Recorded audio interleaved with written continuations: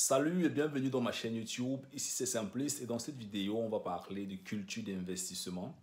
On va parler de l'attitude en fait en ce qui concerne les placements, les investissements dans notre communauté africaine, tu vois. Alors actuellement je suis en train d'accompagner un brave élève, je vais dire ça comme ça. Et pendant nos échanges en fait en ce qui concerne l'accompagnement dans le monde boursier, les fonds, les ETF, il m'a posé la question de savoir quel est le conseil que tu peux donner aux réunions des Camerounais ou alors comment est-ce que tu penses que les réunions des Camerounais peuvent mieux utiliser leur potentiel? Alors nous avons reçu de nos parents cette culture selon laquelle quand on travaille, on doit épargner, se mettre en groupe, pardon, on doit cotiser, se mettre en groupe, cotiser par exemple chacun 200, 300, 400 euros. Bon, le montant n'a pas été défini, hein, on a simplement reçu la culture de cotiser, d'accord? Maintenant, on cotise dépendamment en fait, du contexte dans lequel est-ce qu'on se situe. Okay? En Amérique, ils vont cotiser en dollars. Au Maroc, ils vont cotiser en cette monnaie, ainsi de suite. Bref, je crois que tu comprends le principe simplement. Quand on a un groupe, on a un peu d'argent, on doit cotiser. Et puis chacun bouffe, il prend l'argent là, il fait ce qu'il veut faire avec. Alors, dans cette attitude-là, en fait, moi, j'ai détecté quelques points qui ne sont pas forcément productifs. Pardon. Et je vais m'expliquer dans cette vidéo. Le premier point, en fait, c'est que on n'adapte pas la réunion dans son contexte économique.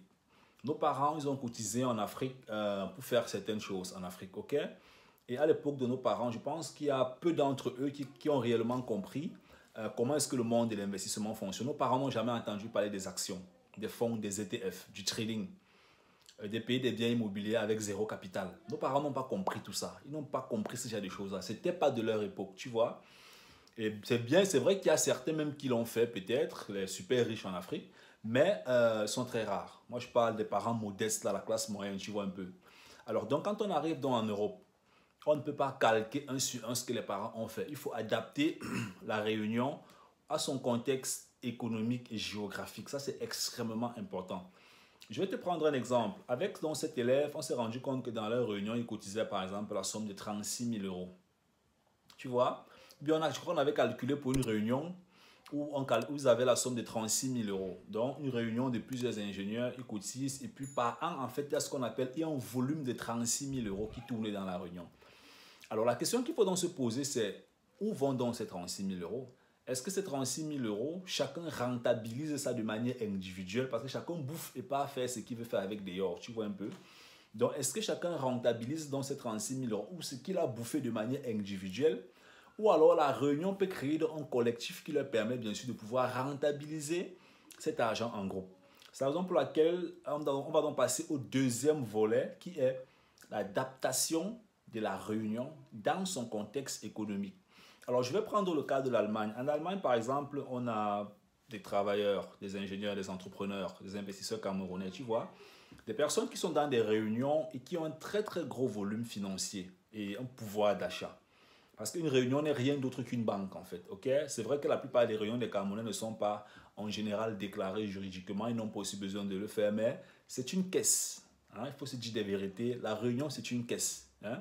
Il y a des réunions qui réussissent à prêter les 20 000 euros, les réunions qui réussissent à prêter les 17 000 euros, que ça prête les 10 000 euros. Donc, c'est une caisse et c'est même déjà devenu une banque aujourd'hui, vu justement, juste que ce n'est pas étatisé. Alors, ce que moi, j'ai donc proposé, par exemple, à ces braves élèves, c'est formez-vous dans votre réunion. Si dans votre réunion, par exemple, vous êtes 10, vous êtes 6 ingénieurs, pourquoi vous ne vous formez pas, par exemple, comment est-ce que les ETF fonctionnent? Vous créez un programme d'épargne pour la réunion que vous allez suivre en fait sur les prochains 20 ans, n'est-ce pas? Il y a des réunions qui décident en fait d'acheter des biens immobiliers au Cameroun.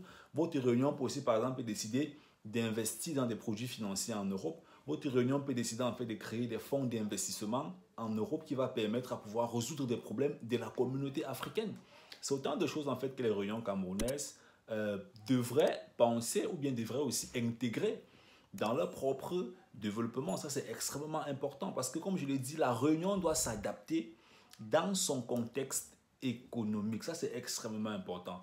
Dans la diaspora, on a des problèmes africains, on a des challenges qu'on doit relever, on a tellement de problèmes. Donc, les réunions peuvent faire des réunions où des ingénieurs touchent les 100 000 euros, 100 000 euros par an notamment. On va se retrouver ici avec, par exemple, avec un chiffre d'affaires dans la réunion même de 2 millions, 4 millions. Il y a des réunions même où les chiffres d'affaires, c'est même Bon, quand il dit chiffre d'affaires, c'est beaucoup plus dans le sens où le volume d'argent en fait que la réunion peut tourner en termes de leur crédibilité sur le marché économique, c'est dans les 4 millions. Parce que chaque ingénieur a un taux d'endettement. Donc, il peut venir dans la réunion avec son pouvoir financier et faire à ce que la réunion puisse passer à un autre niveau. Mais c'est exactement ça que la plupart des réunions ne semblent pas encore comprendre jusqu'ici. Comprendre quelle est notre force économique et comment on peut utiliser notre force économique pour briller sur le territoire. Donc, dans cette vidéo, si tu fais partie d'une réunion, essaie de parler de ça avec ta réunion. Regardez comment vous pouvez vous éduquer, travailler la culture financière dans le contexte économique du pays dans lequel est-ce que vous vous situez et intégrer ça dans la réunion pour pouvoir vous développer et faire vraiment des débats de très très bonnes performances. Alors, je suis arrivé à la fin de cette vidéo. J'espère que tu as plu. Si c'est le cas, qu'est-ce que tu dois faire? Alors, tu t'abonnes, tu actives la cloche. On est ensemble. Bye bye.